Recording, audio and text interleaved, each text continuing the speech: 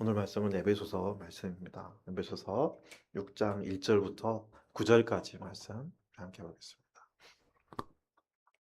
자녀들아 주 안에서 너희 부모에게 순종하라. 이것이 옳으니라. 내 아버지와 어머니를 공경하라. 이것은 약속이 있는 첫 계명이니 이로써 내가 잘되고 땅에서 장수하리라. 또 아비들아 너희 자녀를 노엽게 하지 말고 오직 주의 교훈과 훈계로 양육하라. 종들아 두려워하지 말 떨며 성실한 마음으로 육체의 상전에게 순종하기를 그리스도께 하듯 하라.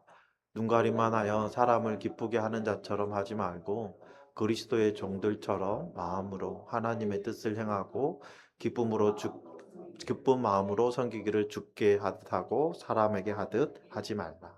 이는 각 사람이 무슨 선을 행하든지 종이나 자유인이나 주께로부터 그대로 받을 줄을 알미라. 상전들아 너희도 그들에게 이와 같이 하고 이업을 그치라. 이는 그들과 너희의 상전이 하늘에 계시고 그에게는 사람을 애모로 취하는 일이 없는 줄 너희가 알미라. 아멘. 요즘 운전하는 분들이 가장 헷갈려 하는 게 우회전하는 방법이죠. 얼마 전 한 변호사가 나오는 방송에서 우리 강주 지역 횡단보도 앞에 일시적으로 정상적으로 정지했다가 우회전을 했는데 경찰에 단속된 적이 있었어요. 왜 적발됐는지 모르겠다. 변호사도 왜 적발됐는지 모르겠다. 라고 했거든요. 이 억울함을 호소한 이 운전자는 누가 보든지 보지 않든지 항상 교통법규를 잘 지키는 사람이었거든요. 결국 이 사람은 억울해서 이의 신청을 했고 잘못된 단속이었다라는 사과를 받아내게 됐습니다. 그런데 운전하다 보면 이분처럼 교통법규를 잘 지키는 사람만 있는 건 아니죠. 교통경찰이 있을 때는 잘 지켰다가 경찰이 없으면 쑥 지나가잖아요. 어떨 때는 저도 이렇게 버들마을 사거리에서 우회전해서 들어올 때 횡단보도에 사람이 있으면 일단 멈춰야 되잖아요. 멈추고 있으면 뒤에서 빵빵거리는 차가 있어요. 참 누가 보든지 안 보든지 간에 항상 정직하게 행해야 되는데 보는 사람이 아무도 없을 때는 다른 모습으로 살아가는 경우가 많이 있죠. 그래서 여러분은 어떻습니까? 경찰이 있을 때나 없을 때나, 직장에 상사가 있을 때나 없을 때나, 누가 보는 사람이 있을 때나 없을 때나, 여러분은 한결같으시죠? 오늘 우리가 살펴볼 에베소서 6장의 말씀은 방금 우리가 했던 이 질문을 담고 있어요. 누가 보든지 보지 않든지 변함없이 지켜야 될 일상의 자리에 대해서 오늘 말씀하고 있거든요. 1절부터 4절까지는 자녀와 부모의 자리에 대해서, 그리고 5절부터 9절까지는 종과 상전의 관계에 대해서, 지금으로 말하면 직장의 자리에 대해서 이야기하고 있는 것이죠. 지난 시간 우리는 부부의 관계가 어떻게 교회가 되고 또 그게 앞으로 어떻게 확장돼야 할지에 대한 질문을 남기고 이번 시간을 기약했죠. 이번 시간에서는 그 교회가 어떻게 부모에게부터 자식에게로 그리고 문 밖 일터에게까지 확장되는지 그것을 보게 됩니다. 사도 바울은 에베소서 5장 21절에서 이미 그리스도를 경외함으로 피차 복종하라 라고 선언을 했고 명령을 했는데요. 이 주제가 지난주, 이번 주까지 해서 계속해서 이어지고 있습니다. 지난주에 얘기했던 이 교회가 되는 가정, 이 원리가 오늘 본문에서도 여전히 유효하고요. 오늘 우리는 과연 그 원리가 집 밖으로 나가서도 유효한지, 아니면 우리가 겉옷을 벗어놓듯이 집으로 나갈 때는 그 원리를 벗어놓고 나가게 되는지, 바깥에서 삶이 지금과 전혀 다른 삶을 살아가게 되는 것은 아닌지, 이, 이 질문에 대해서 우리가 자세히 살펴보는 시간을 갖겠습니다. 오늘 본문 1절을 보면요. 자녀들아 주 안에서 너희 부모에게 순종하라. 이것이 옳으니라 라고 얘기하고요. 2절에서는 내 아버지와 어머니를 공경하라. 이것은 약속 있는 첫 계명이니 라고 말합니다. 순종이라는 단어가 공경이라는 단어로 바뀌죠.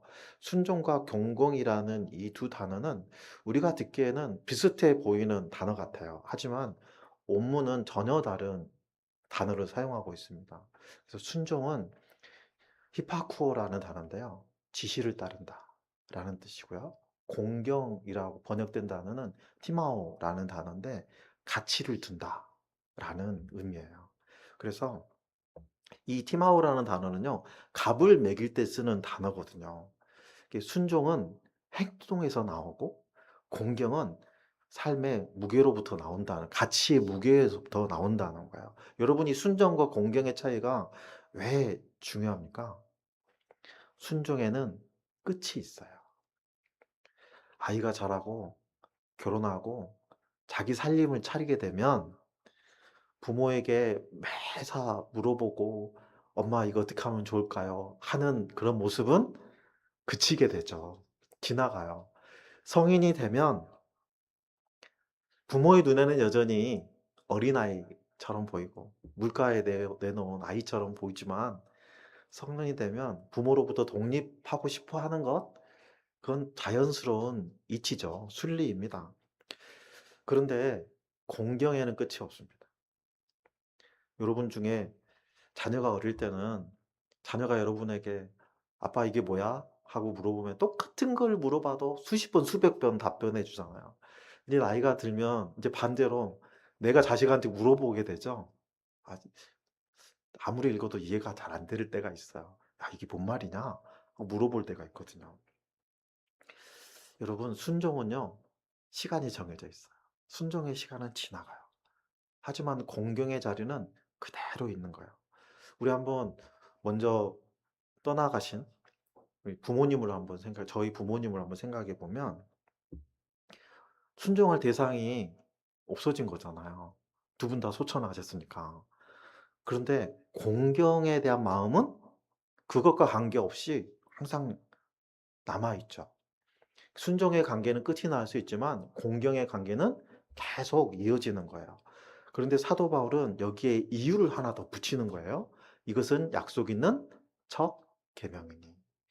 이 말은 사도 바울이 십계명의 다섯 번째 내 부모를 공경하라 하는 이 말씀을 인용하면서 끼워 넣은 산입구예요. 이 에베소서에서는요.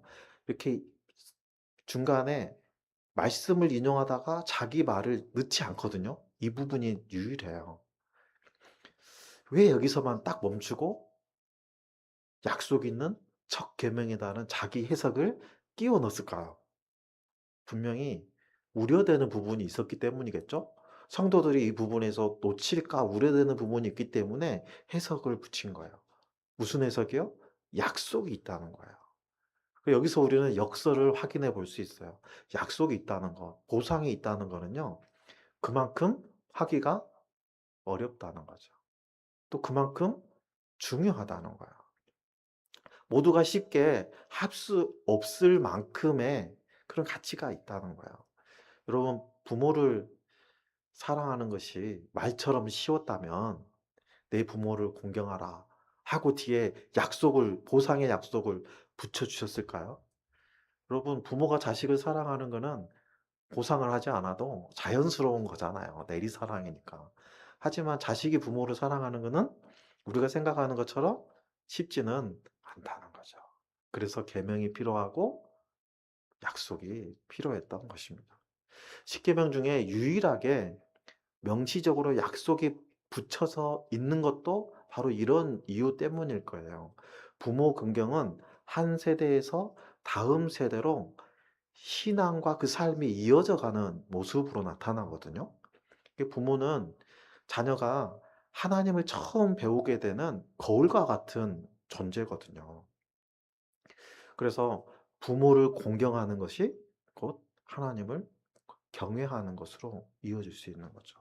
여기까지 말한 사도 바울은 곧바로 아버지에게 시선을 돌려요. 4절을 보면 또 아비들아 너희 자녀를 노엽게 하지 말고 오직 주의 교훈과 훈계로 양육하라. 이렇게 말합니다. 아비들아 너희 자녀를 노엽게 하지 마요. 이 부분에서 좀 흥미로운 것은요. 1절과 2절에서는 부모가 언급돼야 아버지가 언급되고 어머니가 언급되거든요. 두 부모 양쪽을 다 해서 말하던 사도 바울이 이 구절에 대해서는 아버지에게만 집중합니다. 왜 그럴까요? 권위가 큰 쪽의 책임도 크기 때문이죠. 그 시대에는요, 최종 결정권이 가장에게 있었어요. 아버지에게 있었어요. 그러니까 책임도 아버지에게 무겁게 지워지는 거예요. 또 우리 시대도 마찬가지예요. 아버지, 어머니 이 두 비중이 같잖아요. 그러면 책임도 같은 비중으로 지고 가야 되는 것이죠. 함께 가정을 세워가는 거예요. 원리는 같습니다. 권위가 있는 자리일수록 책임도 무겁게 져야 된다. 노엽게 하지 말라 이 말은요. 우리가 자녀를 키울 때를 되돌아보면 얼마나 많이 어겼는지를 우리가 기억하게 되죠. 회사에서 파김치가 되도록 일하고 집에 왔는데 신발은 막 여기저기 날라가 있고 날라져 있고 거실은 그냥 엉망진창 난장판도 이런 난장판이었고 6.25 이래 이런 난장판이 없는 겁니다. 그러면 여러분 어떻게 반응하세요? '아이고 애들이 크면서 다 그러는 거지.' 하고 사랑스럽게 보시나요? 아마 대부분은 언성이 높아지죠. 그래서 "아들 둘 가진 엄마의 목소리는 커질 수밖에 없다." 이런 말도 있잖아요. 여러분 평상시 같으면 그냥 넘어갔을 문제예요. 그렇죠? 그런데 내가 너무 힘드니까 나도 모르게 자식에게 막 쏟아붓죠. 아버지가 아들에게 화를 내는 거는 신발이 날라가 있어서도 아니고 사실은 거실이 엉망진창이어서가 그것도 아니에요. 좀 냉정하게 얘기하면 회사에서 받은 스트레스를 자식에게 푼 거죠. 자녀를 감정으로 대할 때 우리는 정확하게 내 자녀를 노엽게 하지 말라 하는 이 명령을 어기게 되는 거예요. 사도 바울은 근데 여기서 멈추지 않죠. 이 부정적인 명령 뒤에 긍정적인 명령을 덧붙이죠. 이 4절을 다시 보면 오직 주의 교훈과 훈계로 양육하라 라고 있어요. 이 교훈과 훈계라는 이 두 단어는요. 교훈이라는 단어는 파이데이아라는 단어인데요. 말로 가르치는 게 아니에요. 삶으로 가르치는 훈련의 전 과정을 얘기하는 거예요. 동작, 행동으로 가르치는 거예요. 그 훈계는요. 누데시아라는 말인데요. 말로 가르치는 거예요. 타이르는 거예요. 권면하는 거예요.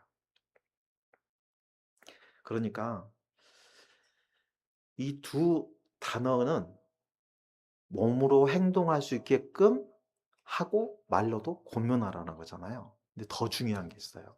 이 단어의 소유격이 주예라는 단어라는 거예요. 교훈과 훈계는 내 기준으로 하는 게 아니라 하나님의 기준이 돼야 된다는 거예요. 자녀를 내 감정으로, 내 방식으로 키우면 반드시 노엽게 된다는 거예요. 내 감정은 매일매일 널뛰게 하죠. 하지만 하나님은 변치 않으시는 분입니다. 따라서 우리의 기준을 변하는 내 자신이 아니라 변치 않으시는 하나님께 두라는 것이죠. 여러분, 아버지도 결국은 하나님 앞에 서 있는 나약한 인간일 뿐이죠. 자녀를 향한 나의 권위도 사실은 하나님께서 내려주신 거예요. 빌려주신 거예요. 이것을 잊어버리는 순간 우리는 자녀 앞에서 작은 신이 됩니다. 하나님의 자리를 대신하는 순간 양육은 사랑이 아니라 지배가 되는 것이죠. 근데 사도 바울은 이 가정의 문을 열고 밖으로 나갑니다. 가정 안에서 자녀와 부모 사이에 있던 그 질서가 문 밖에서 유효한가? 라는 질문에 대답하고 있어요. 5절을 보면 정두라 두려워하고 떨며 성실한 마음으로 육체의 상전에게 순종하기를 그리스도께 하듯 하라 라고 명령합니다. 여기서 좀 논란이 되는 부분이 있어요. 사도 바울은 왜 노예제도 자체를 폐지하라고 말하지 않았을까요? 사도 바울은 그 시대의 사회 구조를 정면으로 뒤집진 않았어요. 하지만 그 사회 구조의 밑동을 흔들어 놓습니다. 사도 바울의 이야기를 끝까지 다 읽어보면 사도 바울은 훨씬 더 근본적인 것에 대해서 이야기하고 있다는 것을 알 수 있어요. 자, 6 절을 우리가 다시 보면은요. 눈가림만 하여 사람을 기쁘게 하는 자처럼 하지 말고 그리스도의 동들처럼 마음으로 하나님의 뜻을 행하고라고 이야기하십니다. 그런데 여기서 사도 바울이 그 당시에는 없던 단어 하나를 만들었어요.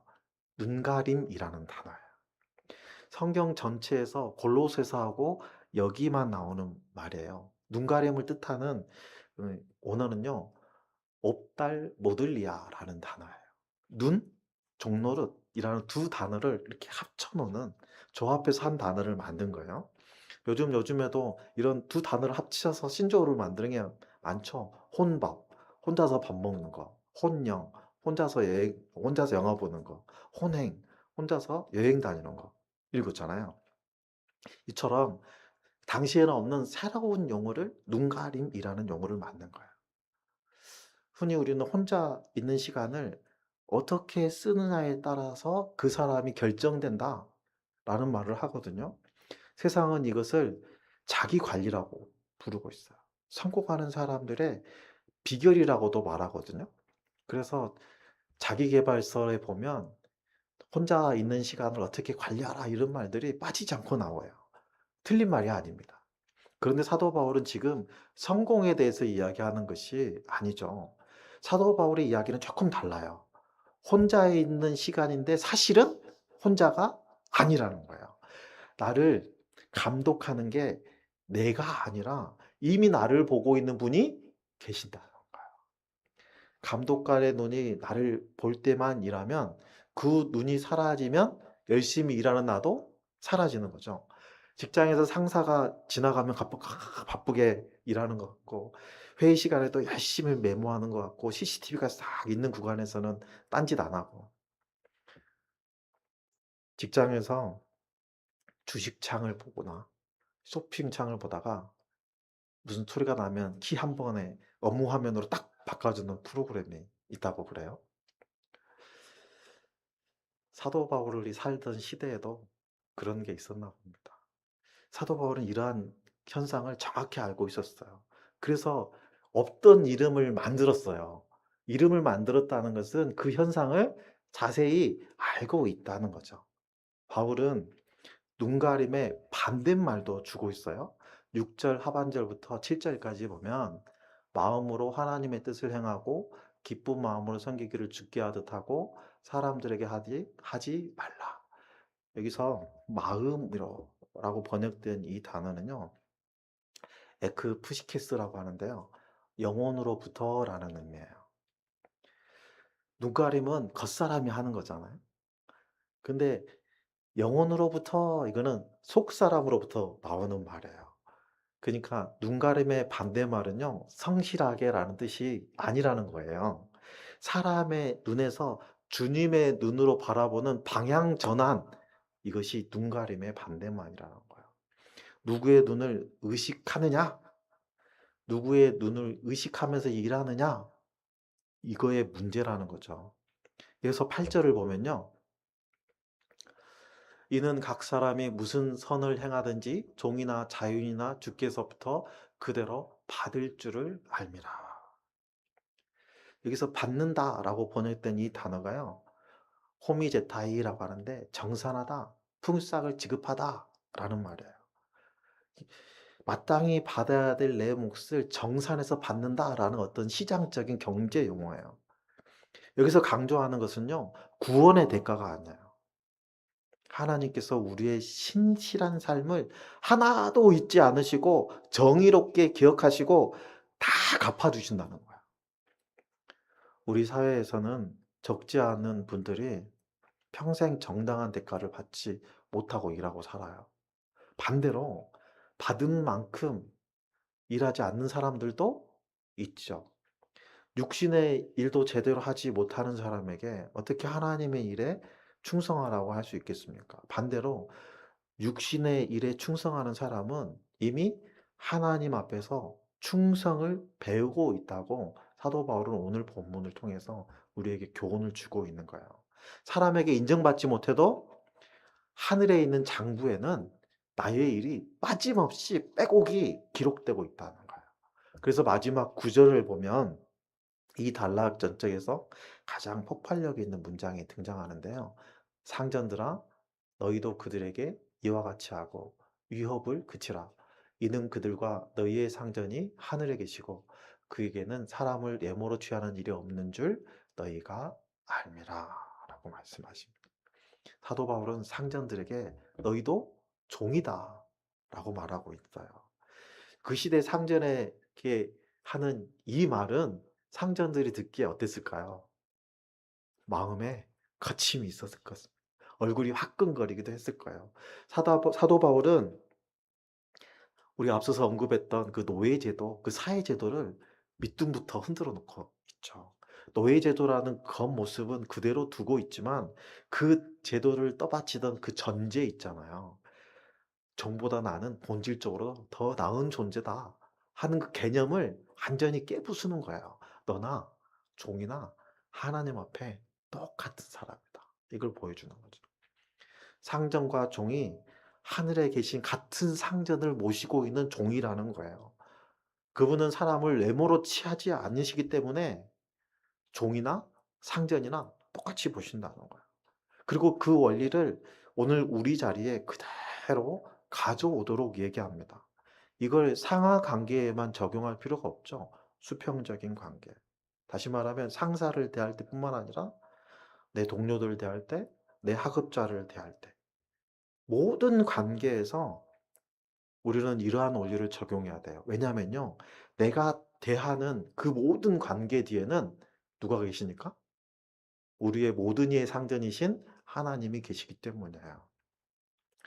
오늘 아침 출근길에 또 오늘 저녁에 만났던 사람 또는 이번 주 목장에서 만나게 될 그런 얼굴들 이 모든 관계에서 우리가 대하는 사람들의 얼굴 사실은 그 뒤에 진짜 진목록은 하나님의 형상이라는 거예요. 하늘의 상전이신 하나님이 그 자리에 함께 하고 계셔요. 상사에게 굽실대고 후배에게 함부로 대하는 그 이중적인 태도는요. 하늘의 상전 앞에서는 절대로 통할 수 없는 모습인 거죠. 여러분 가정에도 눈이 있고 일터에도 눈이 있습니다. 부모의 눈도 있고 상사의 눈도 있습니다. 어쩌면 우리는 평생 눈치를 보면서 살아가는지도 몰라요. 잘 보이려고, 밉보이지 않으려고 눈치 보면서 살죠. 그런데 오늘 본문이 말하는 것은요. 그렇게 눈치 보는 게 전부가 아니라는 거예요. 그 눈들 뒤에는 언제나 우리를 보고 계시는 그분의 눈이 있다는 거예요. 바로 하나님, 하늘에 계신 우리의 참된 상전이신 하나님의 눈이라는 거죠. 그리고 이 두 눈은 두 가지 일을 동시에 합니다. 하나는 우리 각 사람이 못 받은 그 정당한 몫에 대해서 정산해서 돌려주시는 분이시고요. 동시에 종이나 상전이나 자유인이나 상사나 부하나 가릴 것 없고 똑같이 보시는 분이시라는 거예요. 영혼의 무게는 같다. 정산해 주시는 눈과 차별하지 않으시는 눈, 이 두 눈이 하나인 거예요. 사람에게는 계급이 있을지 모르지만 하늘 위의 장부 앞에서는 계급이 있을 수 없어요. 오늘 이 본문의 결론은 우리더러 더 애써서 눈가림을 하지 말고 그 위선적인 모습에서 벗어나라 하는 책찍질하는 게 아니에요. 이미 하나님의 눈이 우리를 보고 계셔요. 그 사실 하나가 우리를 다르게 만든다는 거예요. 오늘 저녁에 집에 가서 다 큰 자녀한테 "야 내 오치가 좀 잘 안 돼. 좀 봐 줄래?" 했더니 "아이 엄마 그것도 몰라. 아이 아빠 그거 저번에 알려줬잖아요." 좀 마음이 서운하죠. "자식 지 어릴 땐 내가 다 해 줬는데." 이런 서운한 말을 들어도 내가 그 자리에서 맞받아치지 않는 것은 자식이 옳아서가 아니라 자식의 형상에 머물고 계시는 참된 상전의 눈이 있기 때문인 거예요. 그 자식이나 나나 같은 상전 앞에 서 있기 때문인 거예요. 이미 부모를 님을 떠나보내시고 순종할 대상도 없는 분도 마찬가지예요. 여전히 그 삶을 무겁게 여기고 마음에 둘 수 있는 것은 그 공경이 사람을 향한 게 아니라 내 부모님을 바라보고 계셨던 참된 상전이신 하나님을 향하기 때문이에요. 내일 아침에 아무도 확인하지 않는 서류에 빠져도 상관은 없지만 내가 완벽을 기하기 위해서 서류 한 장 집어넣는 것, 채울 수 있는 것, 이거는 성실해서가 아니에요. 이미 그 서류를 보고 계시는 분이 계시기 때문이에요. 은퇴하셔서 나는 더 이상 할 일이 없어요. 출근할 필요도 없어요. 그래도 지난 세월 아무도 보지 않은 그 자리에서 성실하게 흘렸던 그 땀들이 결코 헛되지 않았다는 것, 그리고 내가 했던 그 노고들, 내가 했던 일들에 대한 정산이 하늘 장부에 빼곡히 적어 있다는 것. 이것이 오늘 여러분을 향한 하나님의 위로가 되는 것입니다. 그리고 이번 주 목장에서 나보다 못하다고 여기는 누군가를 만날 수도 있잖아요. 직장에서 또는 일터에서 길을 가다가. 그런데 그 사람을 대하는 태도가 달라질 수 있는 것은 우리 모두가 하늘에 계신 같은 상전 앞에 서 있기 때문인 거예요. 우리가 애써서 예배자가 되는 게 아닙니다. 우리를 이미 보고 계신 그 시선 때문에 우리의 하루가 저절로 예배자가 되는 거예요. 하나님의 시선 앞에 코람대로 우리가 인식하면서 살아가면 우리의 하루가 저절로 예배가 되는 거예요. 하늘에 계신 그 상전은 지금 이 순간에도 저와 여러분과 함께 계십니다. 아무도 보지 않는 그곳에서도 우리는 신실할 수 있어요. 이것이 바로 우리의 일상이 예배가 되는 모습인 거예요. 오늘도 사람보다 먼저 주님을 바라보시고 일상을 예배로 살아가는 저와 여러분의 하루하루가 되기를 예수님의 이름으로 축원합니다. 오늘 말씀을 붙들고 우리 함께